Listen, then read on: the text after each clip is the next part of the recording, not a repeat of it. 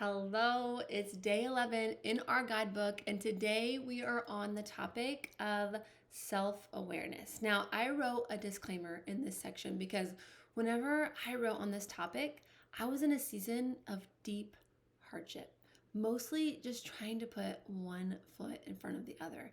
And so I began this day with a disclaimer to grant yourself grace. As all of us, we're all on some sort of journey. Like we all are a work in progress. Like we will never have just arrived. And growth, it simply takes time. Some of us, like we are in a season of daily heavy lifting, and we may be in a season where we're experiencing a lot of resistance. And I get that. Like life is hard. So grant yourself grace as you pursue growth as a lifestyle and as you learn to tackle this topic of self awareness. And so, oftentimes, when we are pursuing growth and change in our lives, it can sometimes feel like we're striving. And most days, if we're honest, we fail. But that's okay, right? Like, trust me, I have been there more times than I can count. But as I mentioned in the book, sometimes just showing up is what's enough. Like, learn to celebrate the small wins and let that be enough too. And also, I want to remind you that we never, ever get to this place of, oh, I have arrived. Like, I did it. I have finally become all God has called me to be. No, no, it is, and it will always be.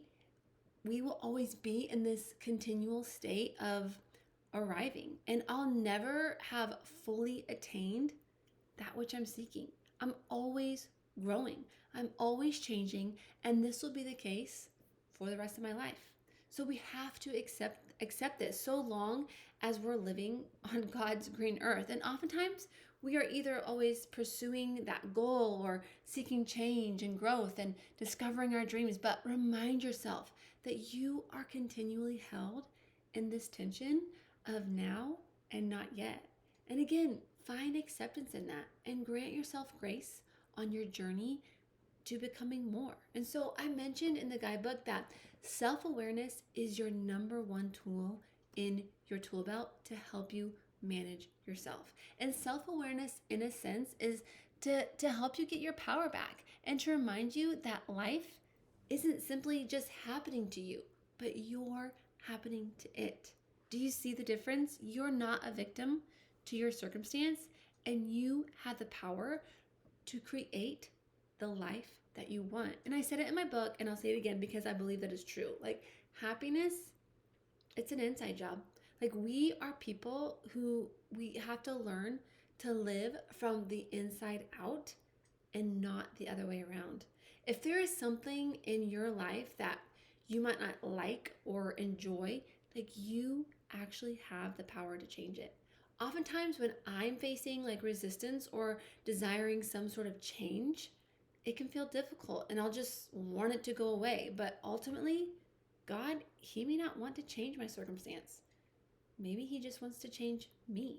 And so, when we all are facing obstacles or experiencing some type of resistance, instead of wishing it away or shoving it out, like ask yourself, what is this trying to teach me, right? Because resistance, it builds strength and character, and your pain can and will have purpose if you let it. And so let's tackle this idea of self awareness and why it is so important to practice in any season of life. Because self awareness is the ability to know what's going on the inside at all times. Now, I get it, guys. This takes practice. You have to ask yourself, like, what are you actually feeling? And most people, they don't even know what they're feeling, like, let alone even thinking, right? Like, most folks, they're just happening. And so, becoming self aware can ultimately help with guiding the outcomes that you desire in your own life. Like, self awareness is recognizing, wow,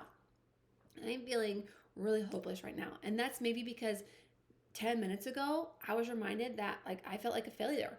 Maybe something happened that triggered me and now I feel like a failure and now I'm hopeless. Or maybe I'm anxious and that could be because I'm about to go lead worship at church. And so the ability to manage yourself rests upon What are you aware of?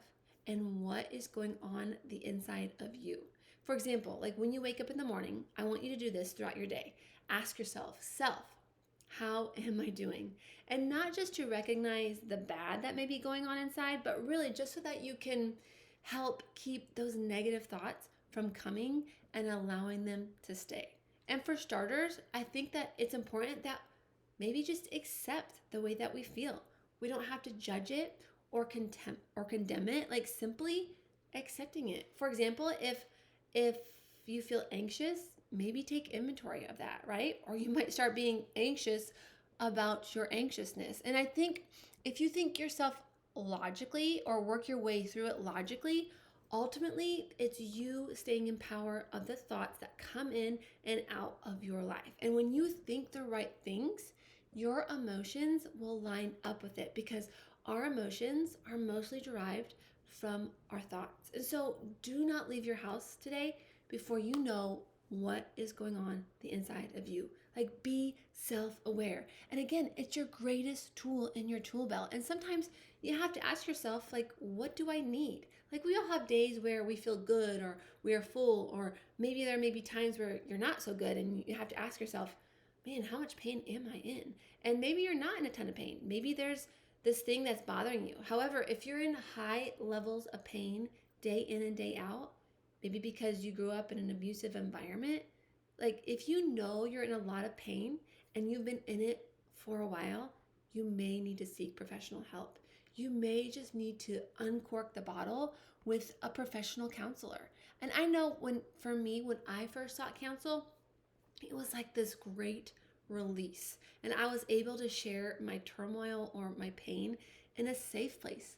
And she validated me in it. And that was huge. And so embrace the fact that if you are in a lot of pain and you can't seem to overcome it or kick it or nothing seems to change, like seek outside help.